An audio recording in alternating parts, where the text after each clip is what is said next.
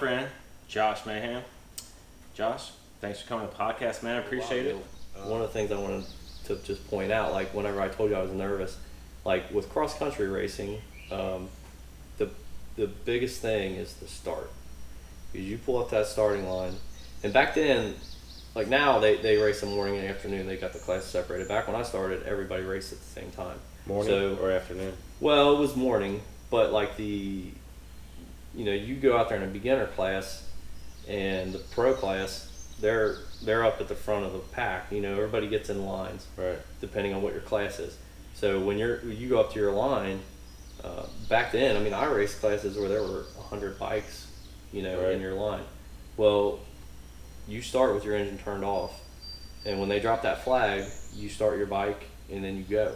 So you're out in a big wide field, and you're shooting for, when you get to the wood line, they might have a couple turns, a couple switchbacks before you get to the woods, but when you get to the woods, there's probably 2 or 3 trails, and they eventually work their way down to one trail. I mean, it's kind of like the start of a motocross race, but when you're out there with all those guys, man, your adrenaline is cranked because, I mean, it's intense. You got 100 guys starting their machine, and every single one of you is trying to get to that one spot in the woods.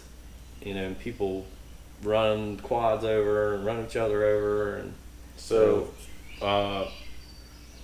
quads on GNCC, best place to pass is field or what? Like, because I feel like in the woods that's so hard. Maybe at an uphill. Well, you can get lucky in a bottleneck. That's a risk. I mean, you go to a bottleneck, sometimes you might see a line through the woods, and you might pass 100 people in the woods, or you might go over there and get stuck on a tree and be there for half an hour. So the bottlenecks can be good to you, and sometimes they aren't. But there's opportunities for passing, man. It could be anywhere. I mean, a lot of times, like if it's a lapper, you just get behind them and start screaming, and they know to get out of the way because they'll hear you coming. Like if you're coming in hot and they're lower class rider, like they know just move over. But if it's like somebody that's in your class, sometimes you're battling it out. You usually know them because everybody runs together. And right. They're probably one of your buddies. So it just depends, dude. You gotta get them around anywhere you can, really. Yeah. So. What was your favorite place to race, or track that sticks out most to you? I don't know, man.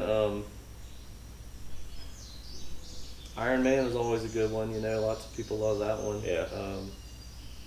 It's kind of there's some big gnarly hills. Well, really one main hill, but you never know what the conditions are there. They used to have some jumps and stuff.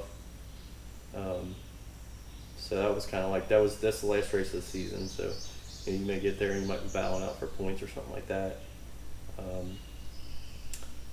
I don't know. Steel Creek was one that was pretty cool. It was down near Asheville. It was one that they run in the spring.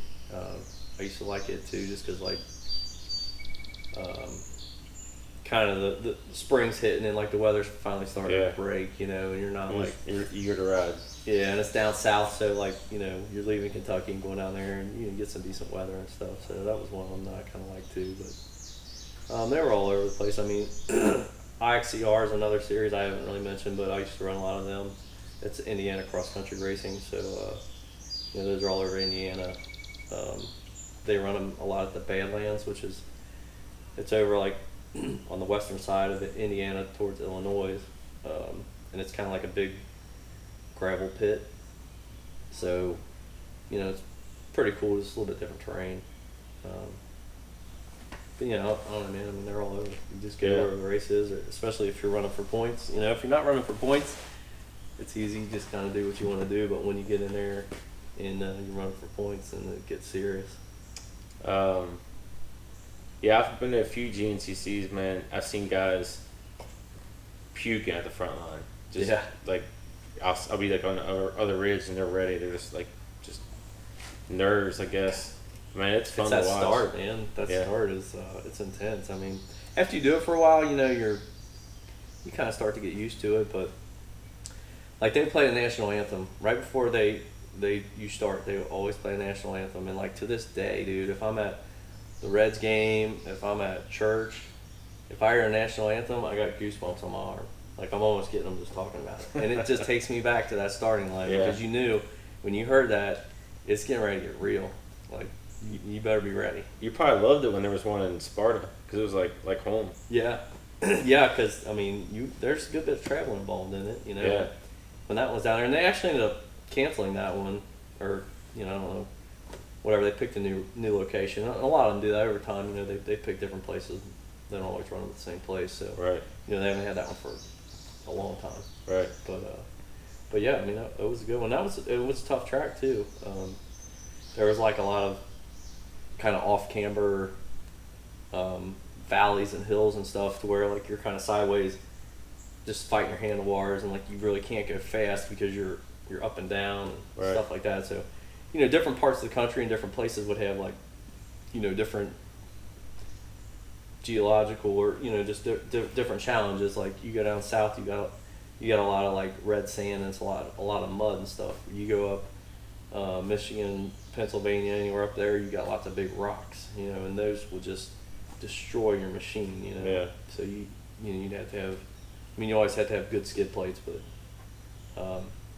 wherever you go, there's just different challenges. What's part of what makes it cool? What was some of the like other quads, not only in your class, but like oddballs? You're gonna like you'd see somebody be like, you're gonna race that thing? Did you ever see anything like that? Oh, for sure, man. Like after a while, when I first started getting into it, like everybody was on 250Rs. I never quite had one, but everybody's on 250Rs. You see a decent amount of people trying to run Banshees just because of the power, but the machine was never really there. But they would get like roll design chassis or Lager chassis. Like you could buy all these aftermarket frames and they would all have 250R geometry. So you could take like and put a Banshee motor in an aftermarket chassis to try to make it a little bit more like a 250R. But as time went on, and the 450s came out, that stuff would be less and less and less. So, when you get to that time, like you would go to a race and some dude would pull up on a Banshee, like, wearing blue jeans and with some like motocross slicks on there or something. It wasn't. It's still cool, like if they're out there having fun, then that's what it's all about anyway. But you would see lots of people that would just be out there like just a hometown hero and just going out and do their thing and whatever. But if you really got to the point where you want to be competitive, you had to have your machine set up, do the maintenance, get the parts, be on a strict schedule and all that stuff.